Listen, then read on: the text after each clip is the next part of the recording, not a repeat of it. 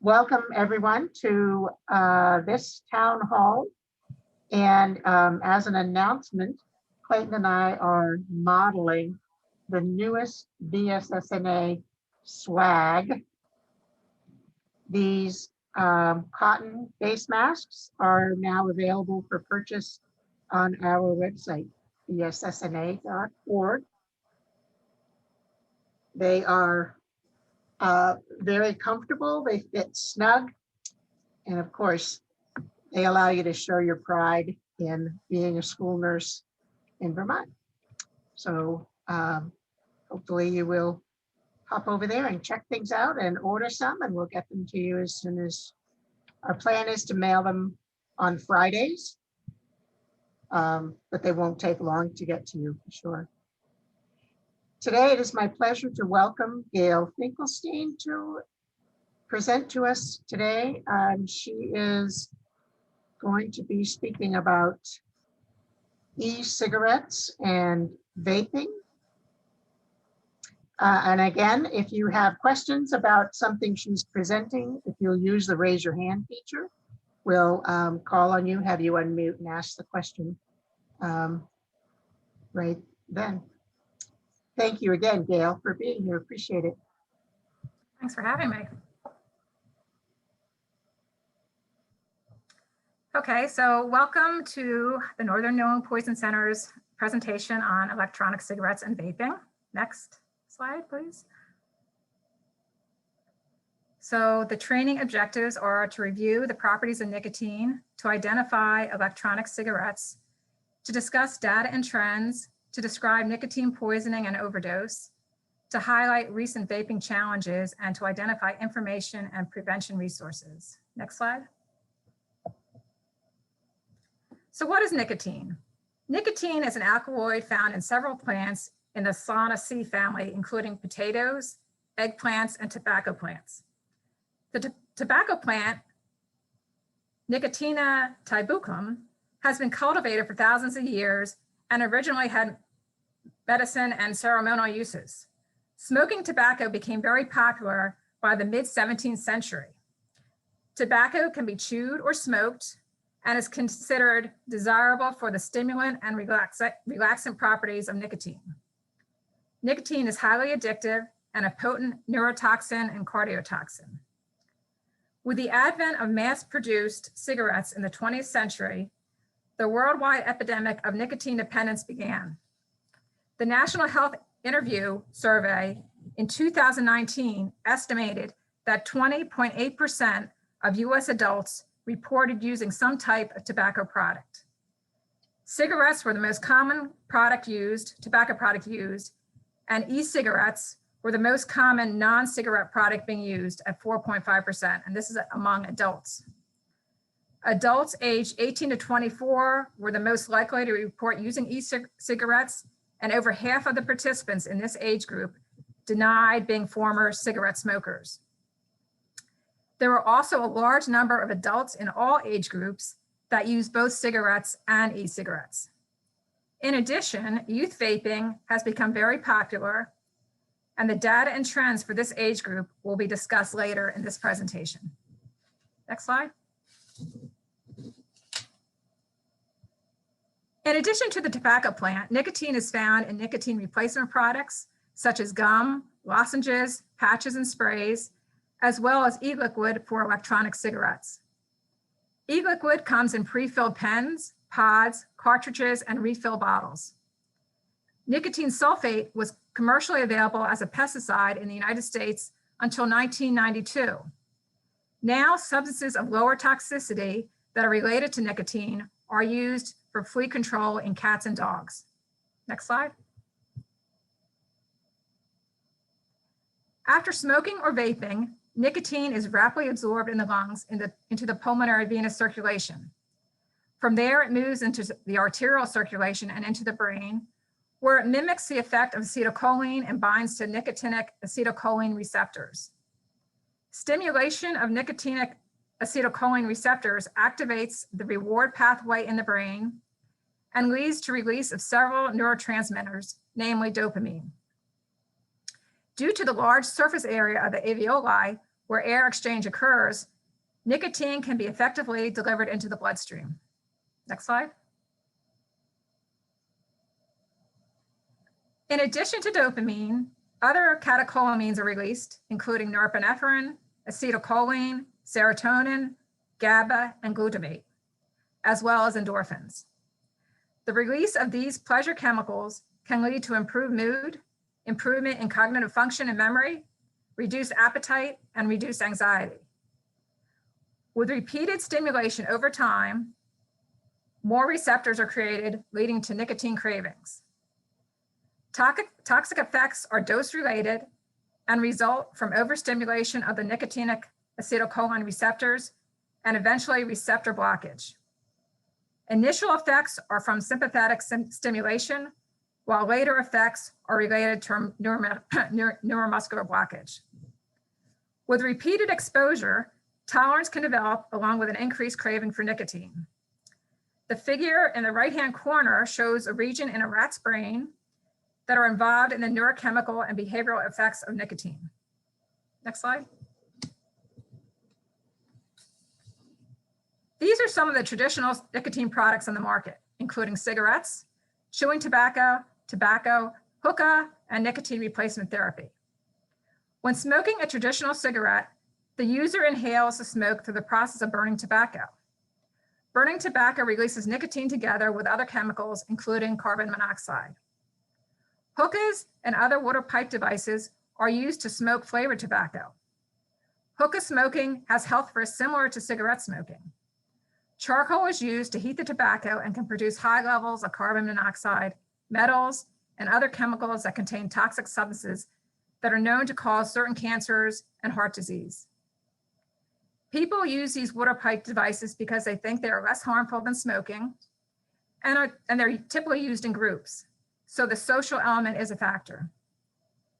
There are now electronic hookah products, such as hookah pens, which are battery powered, but there is little data on the health risks of these electronic tobacco devices. Next slide. These are electronic nicotine delivery systems, also called ENDS. They are more commonly known as e-cigarettes, vapes, or vape pens. ENDS are battery-operated devices that deliver nicotine and flavorings without burning tobacco. Usually, puffing on the device will activate the battery-powered heating device, which aerosolizes the liquid in the cartridge without combustion. Both tobacco and vaping devices contain other harmful chemicals aside from nicotine. However, without combustion, there are less likely chemicals in the e-liquid aerosol than in tobacco smoke, such as carbon monoxide. But carbon monoxide has been detected in e-cigarettes, and concentrations were found to be affected by the device type and the use pattern, such as the heating settings and the flavoring compounds that are in the e-juices. Next slide. These are the components of an e-cigarette. The battery, which can be rechargeable in some devices, powers the atomizer. The atomizer heats the e-liquid, which is the tank or cartridge. Tanks are refillable. Cartridges and pods are pre-filled and replaceable when empty. Tanks are also called cartomizers. E-liquid or e-juice may contain nicotine, flavorings, and vegetable glycerin and propylene glycol. The e-cigarette turns the e-liquid into an aerosol, not a vapor, as it is commonly referred to. Aerosols are a mixture of particles in a gas. The aerosol from the e-cigarettes contain nicotine and may potentially have other harmful particles in it. Next slide. These are some of the chemicals and particulates that have been found in e-cigarette aerosol, including nicotine, flavorings, volatile organic compounds, heavy metals, and carcinogens. While less likely harmful than cigarette smoke or secondhand cigarette smoke, e-cigarette vapor still has the potential to expose users and bystanders to harmful substances. There are over 60 chemical compounds and small particulates that have been found in the aerosol, and not all of them from the e-liquid. The heating elements, or atomizers, have been known to flake off particles of metal such as nickel, chromium, cadmium, and lead. Researchers are concerned that these levels may exceed the health-based limits recommended by the Agency for Toxic Substances Disease Registry and the EPA.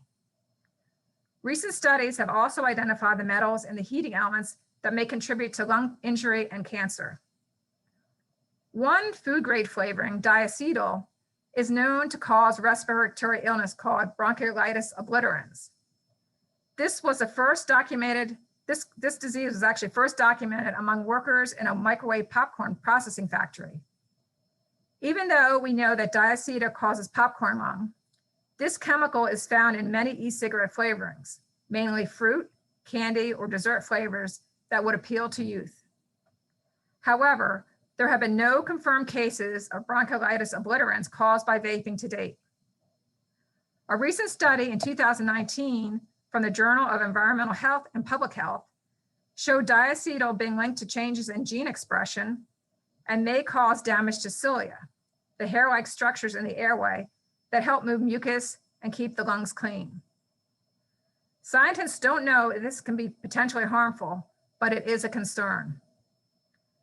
Cytotoxic flavorings have also been found in popular e-liquid refills. Even though these flavorings are considered safe when ingested in food, there is a potential health concern when heated and inhaled. Researchers are also looking at flavor chemicals containing aldehydes impairing neutrophil function. Neutrophils play an important role in fighting inhaled pathogens and preventing infection and disease. Next slide.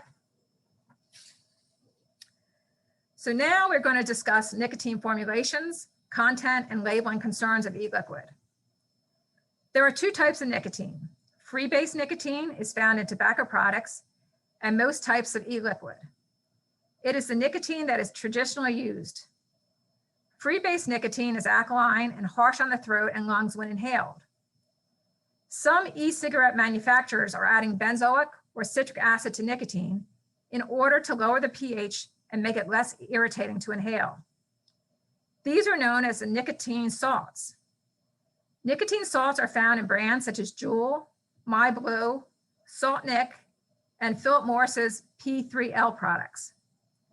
One study of current e-cigarette or cigarette smokers showed that users preferred the salt versus the free-base nicotine formulations, claiming the salt-based formulations increase product appeal and improve the sensory experience of vaping, especially among those who had not smoked cigarettes previously.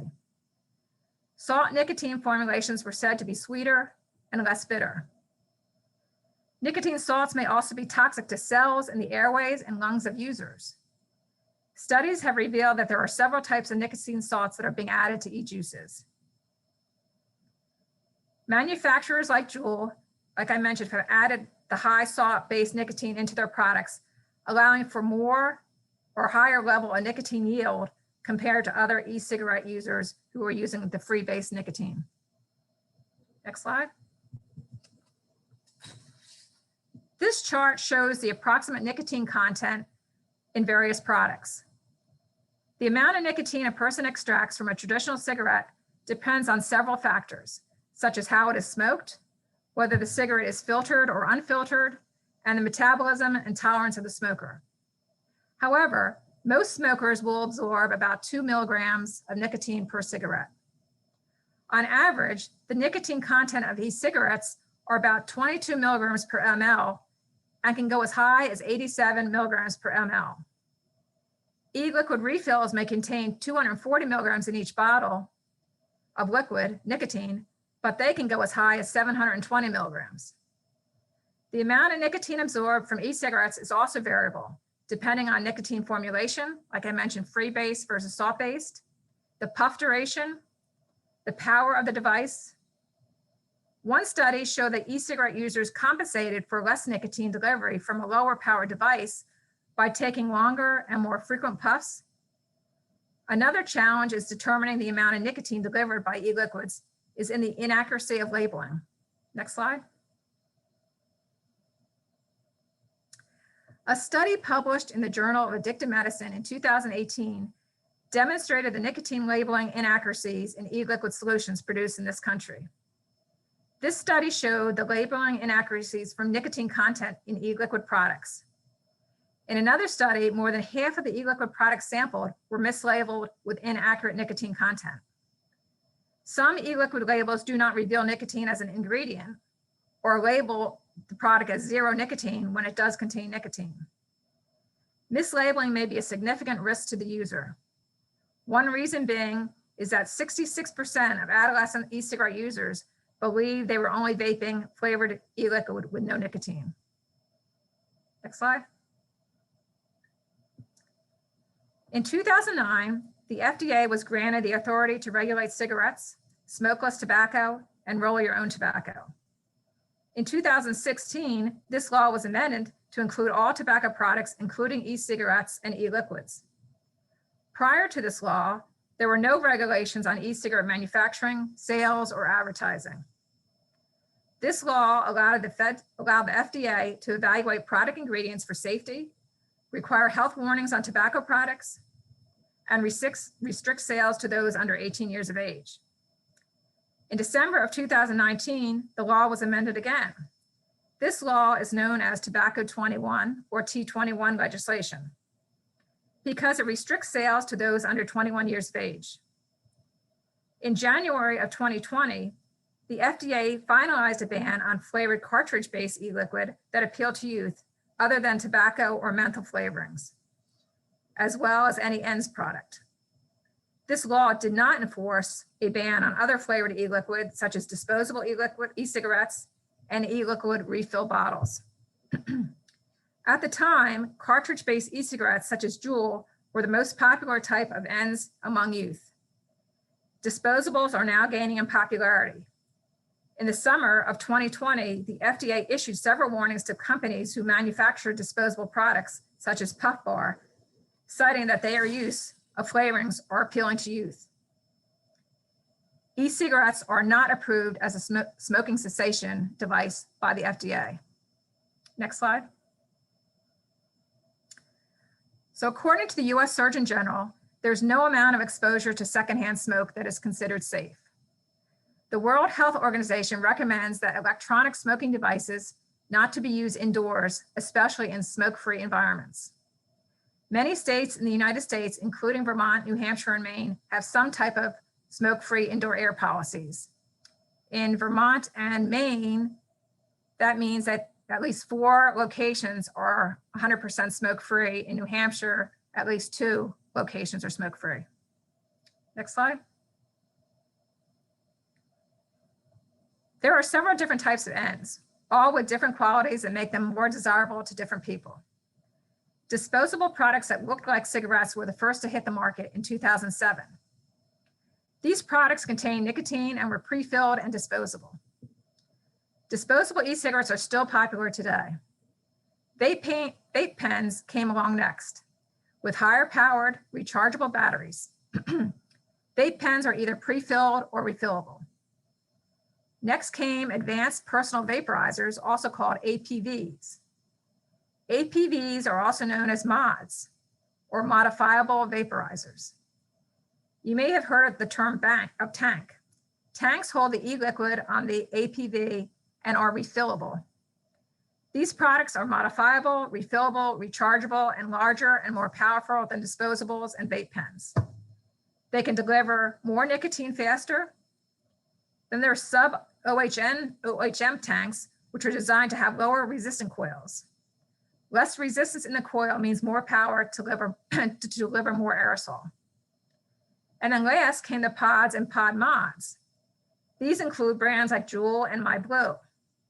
They are rechargeable and made for use with pre-filled pods or cartridges. The cartridges often contain a higher percent of nicotine than e-liquid refill bottles. Next slide. These are vape pens. They vary in complexity. Some are disposable, which are preloaded with e-juice and cannot be refilled. Some are rechargeable and refillable. Recent laws banning flavored products did not include disposable devices, like I mentioned, and these devices are very popular among teens. Some of these look like a pen, offering approximately 800 to 1,600 puffs, which is comparable to smoking 40 plus cigarettes. Next slide. These are advanced personal vaporizers, or APVs, like I mentioned, in mods. They have higher power batteries than vape pens, like I mentioned, and are able to deliver more aerosol. They are customizable like I mentioned, with replaceable parts such as tanks. Next slide. These are images of other vaping devices. This market is growing and evolving very quickly. New devices are being introduced regularly. Some are designed to be bold and flashy, while others are meant to be discreet. For example, the Candy Pen's Feather and the Syringe Drop. The Syringe Drop is the one in the upper left-hand corner, are slim and palm size and easily concealed. I also have, didn't share an image with you, but there's actually devices now that look like inhalers. That could be very confusing for a school nurse, thinking that they're just taking their inhaler and it's actually a vaporizer. Next slide. Pod mods are rechargeable e-cigarettes with replaceable pre-filled pods. They come in different strengths, tobacco or menthol flavor now, and are easy to use. And like I mentioned, they're very popular among teens. First launched in 2015, Juul has become a game changer among teens. So much so that juuling has become synonymous with vaping. It is often referred to as the iPhone of e-cigarettes. The company was one of the first to use social media as a marketing tool for electronic cigarettes. You may be familiar with the hashtag #DoItForJuul or have seen some of their YouTube videos. Not much bigger than a thumb drive, it charges off a simple magnetic USB dock, has a few playful, colorful lights that light up in a rainbow of colors to imitate a glow stick. After the new federal mandates, Juul can now only offer tobacco and menthol flavors. Juul was designed as an alternative to cigarettes in order to provide a satisfying experience for traditional cigarette smokers. Each Juul pod contains 0.7 mLs with 3% or 5% nicotine by weight, approximately equivalent to 1 pack of cigarettes or 200 puffs. And typically, if you ask a teen how much they smoke, they will use one of these pods. So they're basically smoking a pack of cigarettes a day, if not more, in terms of nicotine content. These products offer extremely high nicotine concentration versus most other products. Copycat products such as Syringe Drop, which I mentioned on the other slide, My Blue and the Vuse Alto, follow Juul's blueprint of high-tech design and high nicotine delivery through the use of nicotine salt e-liquid formulations. Sometimes they are referred to as pod mods because the e-liquid is sold in self-contained disposable pods. Some Juul-compatible pods and knockoff devices have been identified and found to offer equal and higher levels of nicotine than Juul. While many teens will insist that their Juul is just flavored water, Juul's own website clearly states that they do not make a zero nicotine version of their cigarettes or their refillable pods. The first experience for many teens is with these potent nicotine devices.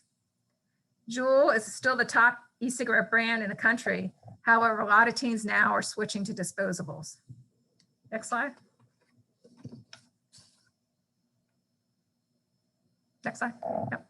So disposable e-cigarettes come pre-filled and are not rechargeable. They have become very popular, like I mentioned, among teens after the most recent legislation banning the flavoring of pre-filled pods. And this is just one example. This is the Puff Bar, but there are also other products such as Hyde that you may have heard of. Next slide.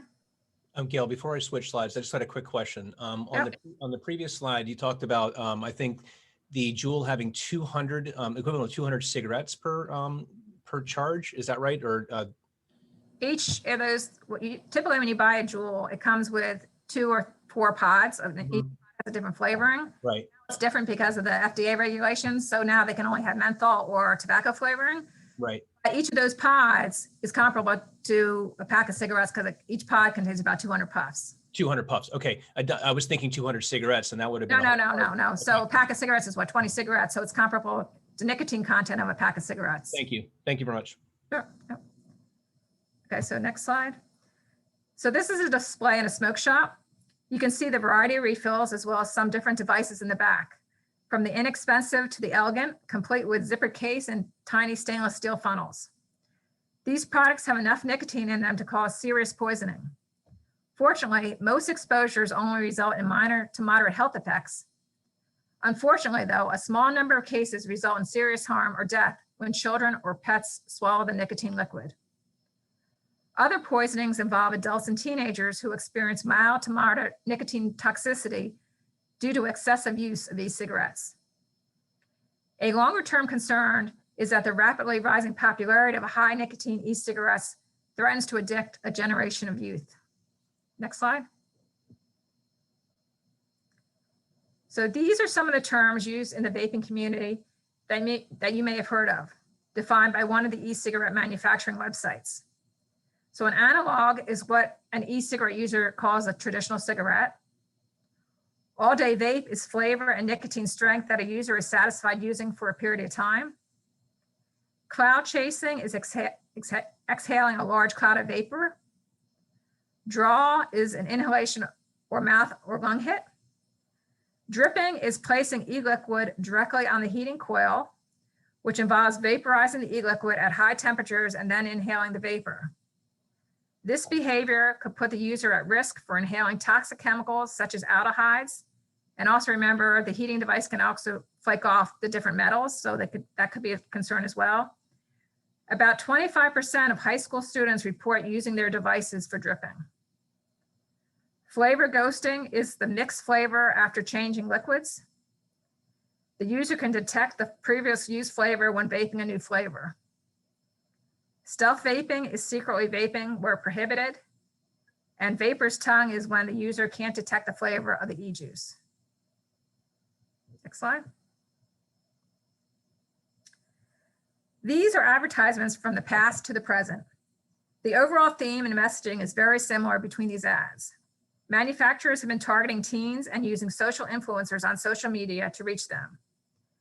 They are echoing successful tobacco advertising with overall themes emphasizing qualities such as freedom, sociability, fun, sex, independence, rebellion. Vape manufacturers are now using TikTok to market and sell their products, including flavored disposables. This is concerning since 32.5% of TikTok's 100 million active users are teens. Next slide. Some companies have advertised that their products help quit smoking cigarettes. However, as evident in this blue electronic cigarette ad, that really isn't their intent. So this says nobody likes a quitter. Again, e-cigarettes have not been approved as a cessation device by the FDA. Next slide. So you might find this very surprising and alarming. E-cigarette companies have also adapted to the COVID-19 pandemic. The British Medical Journal conducted a study looking at over 300 pandemic-themed advertisements to encourage consumers to use their products. These messages come in many forms: stay home, stay safe, and vape on. Some ads are implying that vaping is a safer alternative to smoking with less of a risk of developing COVID-like symptoms. However, vaping is known to suppress the immune response and cause lung inflammation. Some ads even offer free merchandise with the purchase of a vaping product, such as a free roll of toilet paper or hand sanitizer. Others offer signature waiving on delivery or do not require age requirements to make a purchase. Next slide. The big tobacco companies have switched over to the vaping market. And I don't know if you know, but a lot of these tobacco companies are now, in addition to making regular cigarettes, are now making e-cigarettes. Who is going to replace the old smokers? Today's youth, because their sales in cigarettes are dropping. Next slide. So the National Youth Tobacco Survey shows a substantial increase in e-cigarette use among middle and high school students over the last decade. While there was a drop in 2020, there are still 3.6 million youth using e-cigarettes. And we're not quite sure if this drop is because of the pandemic and they're not in school, so you don't have the social element to it, but that probably is playing a role. While cigarette use among youth has decreased, overall tobacco use remains a problem, with 4.45 million middle and high school students reporting current or past 30-day use of tobacco products. E-cigarette products account for an overwhelming majority. This is concerning because the use of e-cigarette places youth at risk. These risks include developing nicotine addiction and affecting adolescent brain development. As mentioned previously, the chemicals and particulates in the aerosol may also cause negative health issues, including damage to the lungs and airways. So why do teens vape? You're probably familiar with the Monitoring the Future survey, and in 2019, they asked teens that question. Their responses included they like to experiment, it tastes good, it's fun with friends.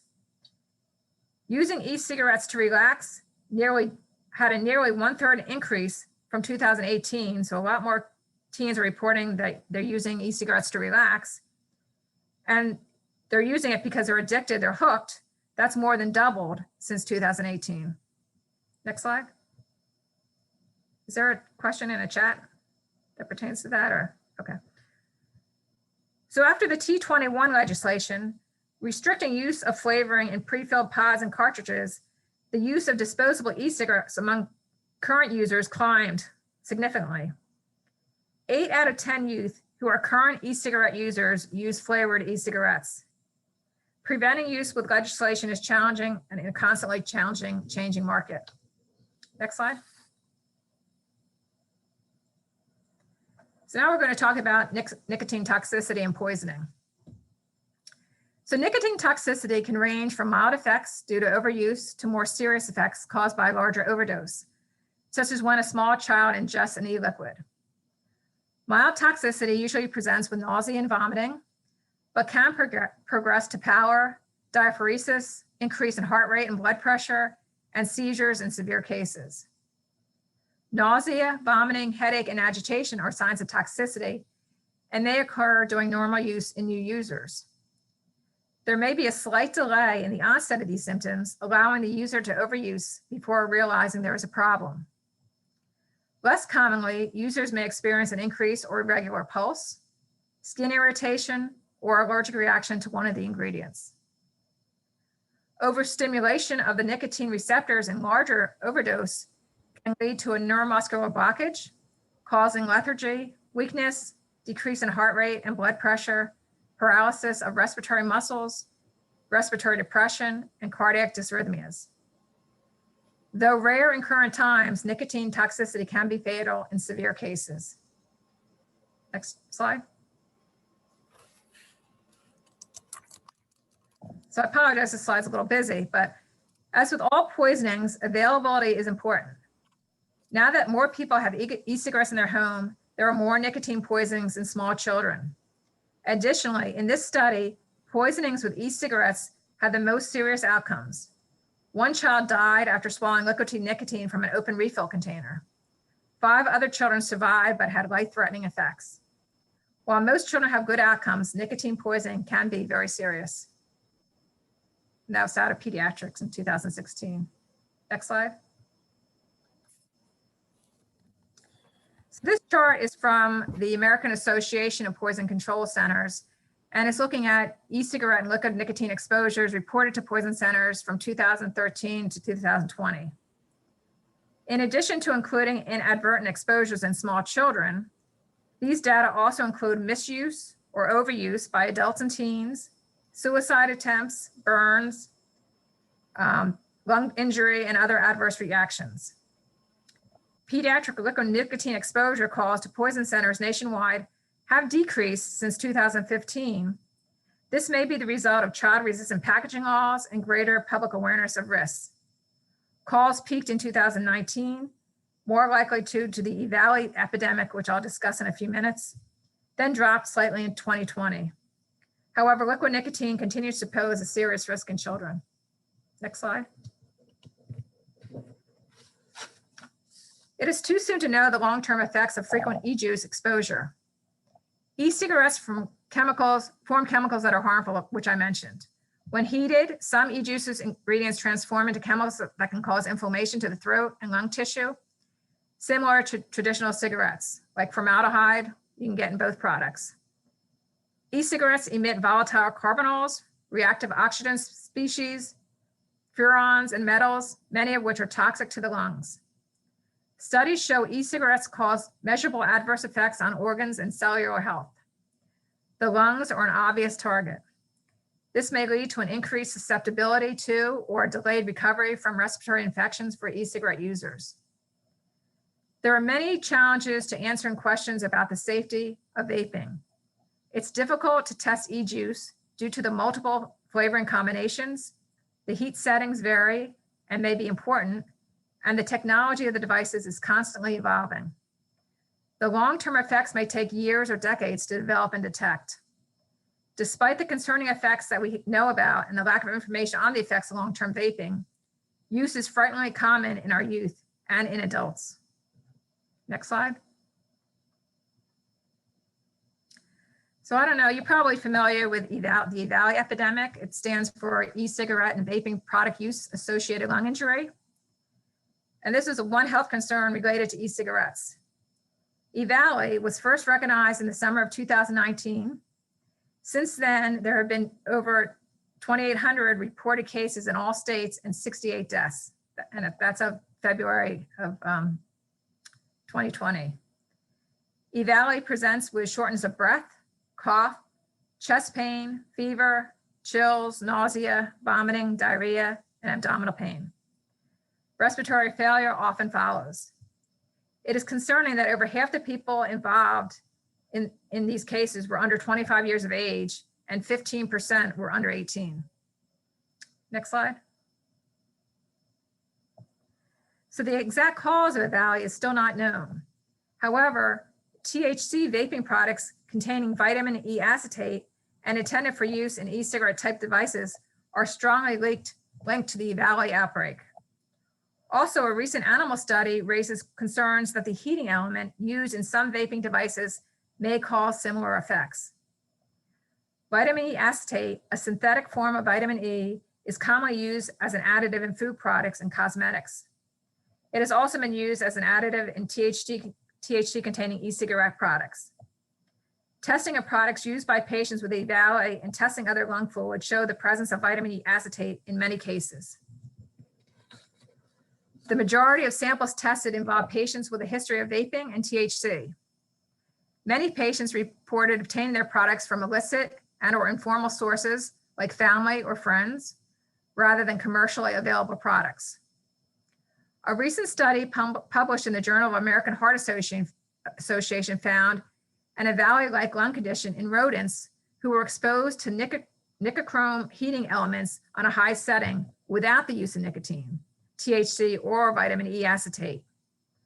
So this study suggests a possible link between the heating element at high temperature and the possible danger of using high settings for vaping devices. Still, the evidence is not sufficient at this time to rule out other possible contributors to EVALI. If you're concerned about someone with a history of e-cigarette use or vaping, we recommend that you contact your healthcare provider or the Northern New England Poison Center. Next slide. So this is looking at e-cigarette burns. Burns are another acute health risk associated with e-cigarettes. Burns can be thermal from flame or heat, chemical from the alkaline battery components, or blast injuries from battery explosions. The fires and explosions caused by e-cigarettes are thought to be due to overheating or rechargeable lithium-ion battery failure. The majority of patients have mixed partial thickness or full thickness burns. Burns are often located on the upper trunk or lower leg from e-cigarette batteries exploding in pants and shirt pockets, or on the hands and face when e-cigarettes are being used. The image on the left shows a flame and blast burn. The image in the middle shows flame burns to the thigh and hand after the e-cigarette caught fire in the patient's pocket. And the image on the right shows an alkali chemical burn from e-cigarette explosions. These injuries require extensive wound care, including surgical debridement and grafting. One study found an estimated 3,369 emergency room visits in the US for e-cigarette related burns from 2015 to 2019. Next slide. Vaping is a social activity with an addictive chemical element. After the fad passes, the addiction will remain. Most e-cigarettes contain nicotine, which is highly addictive and can be, like I mentioned, negatively affect adolescent brain development. E-cigarettes often contain other harmful substances, like I also mentioned. Even though some of these ingredients are food safe, their effects on lung tissue have not been studied or are not completely known yet. As previously noted, e-cigarettes, especially the refill bottles, are a poisoning hazard for young children and pets. Also, as previously presented, in addition to the usual potential health effects of vaping, I just mentioned the burn injuries and overuse poisonings related to vaping, reversal of societal norms surrounding smoking, their appeal to youth, and exposure to secondhand aerosol or other possible impacts to public health from e-cigarette use. Next slide.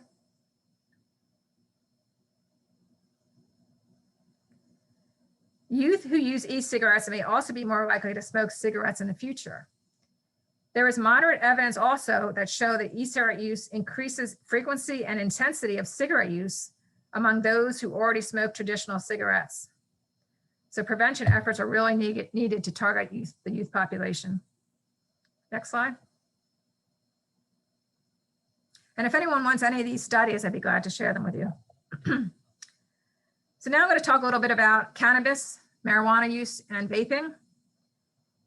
So e-cigarettes can also be used to vape cannabis or marijuana products. Some e-cigarettes are meant to be used with either plant material or concentrated as a liquid, such as butane hash oil or as a resin. However it is processed results in different textures. Often it can be called butter, shatter, or wax. Because the material is vaporized rather than burned, there is less of a pungent telltale odor. Most middle and high school students reporting using rechargeable or refillable devices, and about a third use substances other than nicotine in their devices. PAX is a brand. It's just one of the many products that youth are using vaping marijuana in. Next slide.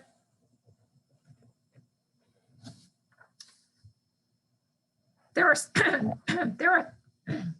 getting a little hoarse here. There are similar risks to vaping cannabis products, such as nicotine e-liquid, but the long-term effects of vaping cannabis are not fully known. Because cannabis concentrate users are able to inhale larger amounts of THC, dependence and addiction is likely increased, as are the risks of short-term side effects. Short-term effects of THC intoxication may include drowsiness, euphoria, altered sense of time and perception, impaired coordination, muscle jerking, and increased heart rate, as well as respiratory symptoms such as cough and bronchitis. In addition to high levels of THC, dabbers can also be exposed to pesticides and residual solvents. At this time, it is unclear what the health risks may be. Furthermore, the production process to make extracts such as BHO, butane hash oil, can be very dangerous. We talked about the burns in the last few slides. People attempting to make extracts at home have caused fires, explosions, and have had significant burns. If the butane escapes during the extraction process, any source of ignition can result in a flash fire or explosion, causing serious injuries. Concentrates and extracts are desirable because they isolate the cannabinoids and the terpenes from the cannabis plant. Solvent-based extracts are very potent, with an average THC level of 55 to 70%, compared to plant material THC levels, which average about 15%. Next slide. Much like nicotine vaping, cannabis vaping is on the rise in youth. So this graph shows past month use of cannabis vape products for 8th, 10th, and 12th graders over the last 4 years. Adolescent marijuana vaping increased from 2018 to 2019. In addition, 22% of college and 18% of non-college students reported vaping nicotine in 2019. Next slide. So this is looking at daily cannabis vaping. That's also on the rise in youth. Cannabis use is known to cause dependence and withdrawal syndrome, and can cause irritability, anxiety, restlessness, difficulty sleeping, abdominal pain, tremors, and depression. Next slide. So when we talk about treatment, we're talking about it not only for nicotine, but for all e-cigarette users and vaping, anyone with health issues related to e-cigarettes and vaping. And it really depends on the degree of exposure and other factors that I mentioned throughout this presentation. Vomiting is likely, although it should not be induced. Respiratory and cardiac issues should be treated as a true emergency and will require management in a hospital setting. When in doubt, we really recommend you call the Poison Center for a consult. Call center staff can connect with 911 if necessary. Next slide. So we know that chronic nicotine use leads to increase in neurotransmitter receptor sites. This leads to a physical dependence with withdrawal symptoms when receptor sites are not stimulated with nicotine. Withdrawal can lead to anxiety and an increased perception of stress in the user. A study of young adult smokers cited stress management as the #1 barrier to quitting, followed by withdrawal symptoms. In addition to the physical dependence, psychosocial barriers to quitting include the fear of weight gain, influence of peers, and the cost of smoking cessation products. Next slide.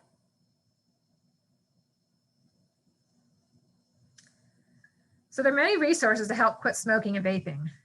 MyLifeMyQuit.org, you may be familiar with. It's a good teen-focused evidence-based program that's available in Vermont and New Hampshire to prevent and reduce youth tobacco and nicotine use. In Maine, you can text Maine to 88709 for youth support services, and they also have a Maine vaping line. But the state health departments have numerous resources available to help youth with vaping. There are also quit vaping videos on TikTok now, which are popular and now have over 1 billion viewers. And I also just wanted to mention, along with what I mentioned, we have the Poison Center has a high school lesson plan on e-cigarettes, and includes a Jeopardy game, and the Stanford Medicine Tobacco Prevention Toolkit is has an excellent curriculum for kids. Okay, next slide. So you're also probably familiar with 1-800-QUIT-NOW, and that's available in all 3 states. Next slide. So in addition to being a 24/7 toll-free HIPAA compliant resource in poisoning emergencies, the Northern New England Poison Center is a great place to turn when you have questions about new substances or trends, or if you need information to share with patients, parents, faculty, students. We have an A to Z file of commonly used poisoning subjects, blogs on timely poison topics, and education and prevention materials that you can download. We also have chat service, a live chat service at NNEPC. You can text poison to 85511, and hopefully you're all familiar with our 800 number. Next slide. Before we go on, there is a question. Sharon Lee posted, when we were hearing about the eValley, were there any cases in Vermont? What caused the reduction in hearing in those deaths, or hearing of those deaths? And Sharon Lee, if you want to add to that, please feel free to unmute. So I believe the eValley cases that were being tracked by the FDA stopped being tracked in 2020, in February 2020. So that's why we don't see, because they, I think, saw the cases going down and they knew what they were dealing with, so they stopped tracking it. I could be wrong with that, but I think that's the reason why they stopped tracking. I don't know the number. I don't know if we had any deaths reported in Vermont. I have to go into the health department site and look. I don't know, Sharon Lee, if you know that from eValley. I don't know that. That's kind of why I was asking. I thought I heard of one but that was not confirmed. Right. And yeah, I know as of February, I didn't hear of any in Vermont, but I don't know if that's changed since then. Yeah. Is there any correlation between nationally in the correlation between young adults dying of COVID-19 and a history of vaping? Boy, that's interesting. I think they're starting to track that now, and they are warning healthcare providers to really screen their patients to let them know that the risk of using any vaping product can obviously, like I mentioned, affect lung tissue and put you at a more immune compromised and more susceptible to developing COVID. I don't know if they showed an actual cause and effect, but I think that they are actually studying that now. And I think some people at the Poison Center are trying to track that. So once I get that information, I'd be glad to share it with you. And this is, like I mentioned, we have, I don't know if you guys have been on our website, but we do have an A to Z poison index. Like I mentioned, we have online chat. We have a lot of information you can download for free. If you're interested, you can sign up for our newsletters and blogs. And we do have a lot of clinical resources available on our website as well. And I think that might be the last slide. Yep, and these are the 3 educators for the Poison Center, and we're based out of Maine Medical Center, but I'm the educator for Vermont, and then we have an educator in New Hampshire and Maine as well. And yep. So here we have a, I don't know if you can access it from here, from your computer, but I believe Clarence is going to share with you 2 SurveyMonkey links. One was for a presentation I did in December on self-poisoning, suicide attempts. And then this one on e-cigarettes. They're very short. They're only like 6 or 8 questions. I really encourage you to just take the survey if you listen to the presentation or listen to the one recorded in December, because it really helps for grant purposes. And that's it. So if you guys have any questions. So Gayle, I'm gonna post both of those into the chat in just a moment. And it's Clayton, not Clarence. Although I'm sorry, Clayton. I'm sorry. I answered almost anything. Everyone else on this would probably tell you that, so that's totally fine. I'm sorry. I apologize. And like I mentioned before, I'd be glad to share any studies that I mentioned throughout this, or if you guys want any information, any additional. I can't hear anything. Can you hear me? Okay. Thank you, Gayle, for being here. Certainly appreciate this information, and I don't think we're going to see it going away anytime soon. So very timely also as our pandemic continues. Does anyone have a question that they or some clarification? Please use the raise your hand function. And I also wanted to share that if anyone is interested in having me present, probably right now via Zoom, for students in the classroom on e-cigarettes and vaping, I'd be glad to do so.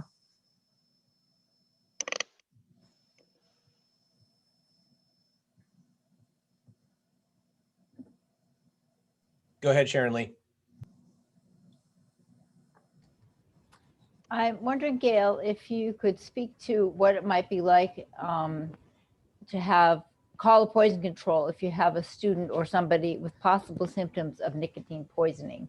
So if I had a high school student or a middle school student with certain symptoms and I suspected that, and I were to call the poison control, what might be the process that would be like? I don't know how many people have called the poison control. I know I used to use it a lot in my practice because I might have questions. Sure. So if you call the number, someone's always available. We usually have a pharmacist or a nurse, and we have 2 board certified toxicologists who are on call 24/7. So if it's a more complicated case. So basically the call center staff would ask the nurse the age of the patient, the weight of the patient, if they knew what product they took, if they knew approximately how much of the product they took, signs and symptoms that they're experiencing, and then they would offer management and treatment advice if it was, like I said before, if it seemed to be more serious exposure, like into an e-liquid refill bottle, and they took a lot of the e-juice with nicotine, or they had very unusual symptoms, we would contact 911 and have them go to a hospital setting. But most of the cases we've seen at our poison center, at the Northern New England Poison Center, have been mild to moderate in nature. And it's usually young teens or young adults who are inexperienced using a vaping product, whether it's marijuana or just the nicotine in these e-juices, and they overuse and they get mild to moderate nicotine poisoning symptoms, which can be managed at home.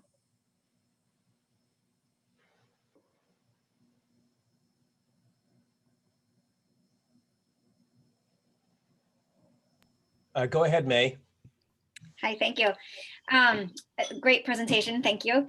And I appreciate the links that you added at the end, because I was sort of signing on. I work at a boarding school and really interested in prevention. And I'm curious if you know sort of the effectiveness of having peer groups for the education versus hearing it from adults. Like, is there any evidence there as to what helps the kids prevent and or quit? I feel like we've had a lot of good information about what it is, but I'm really now wanting to zone in on the let's not let it happen and let's quit. Well, I know with other products, I think peer groups a lot of times are very effective because it's, presenting to their same age group, and sometimes they perceive that information more reliable than an adult presenting. I think the couple of programs I mentioned, like the Stanford program, the curriculum is geared for, and again, I can send you the exact link, but it's a full curriculum and it's evidence-based, that is for teachers to present in the classroom, or school nurses or health educators. But I don't know if your school, I know some schools have student-run organizations that go out and they talk about to other students on different products, whether it's e-cigarettes or, big marijuana, whatever. So I don't really have data to show which is more effective, but I would think that peer-to-peer education would be pretty effective. Thank you. Hopefully that's helpful.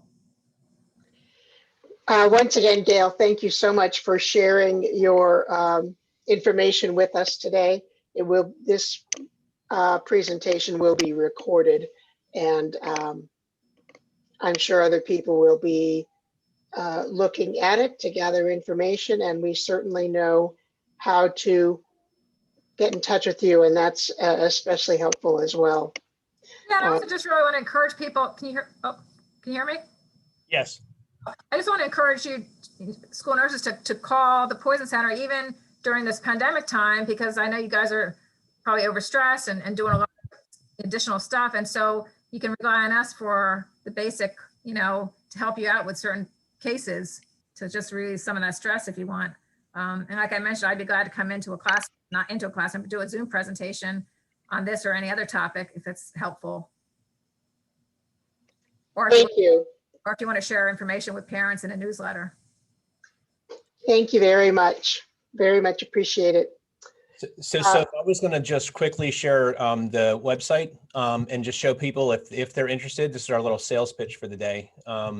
But so if you go onto our website, we are selling masks. They're very nice, and Soph can stick it in the camera again in a second. But if you do purchase here, it'll actually take you to another page. And maybe I'll move that. And then you can see the picture of the mask, and you can buy it right online. Or if you want to save us in some shipping costs, you can always talk to one of the executive committee members that's maybe in your local area, and they may be able to do an exchange for a payment and give you a mask without having to mail it. So, but I just wanted everyone to know that that is up on the website now, and it I believe it is live as we speak. Back to you, Soph. Okay, well there, I can't see this very well. These are very nice masks. They fit well and close, and they're 100% cotton, washable. Have little tighteners at the ear. Did you say there was a space for the filter? There is. There's a space inside, so you can slide it. You can put a filter in there. Yep. And so just so everybody knows, this is actually to help pay for our Zoom platform for all the things that we've been doing, so we can continue, especially when we have some of our COVID ones where we have a lot of folks signing in for it. It allows us to have an additional 500 seats on our presentations. So this goes to just help pay for that. So that's really why we are doing this, and we just wanted to make sure everyone knew it was out there. And it's always nice to show pride in what I consider a very awesome organization. So. All right, thank you all. I hope you have a great rest of the day. Get some rest, and we'll see you back next month. Thank you.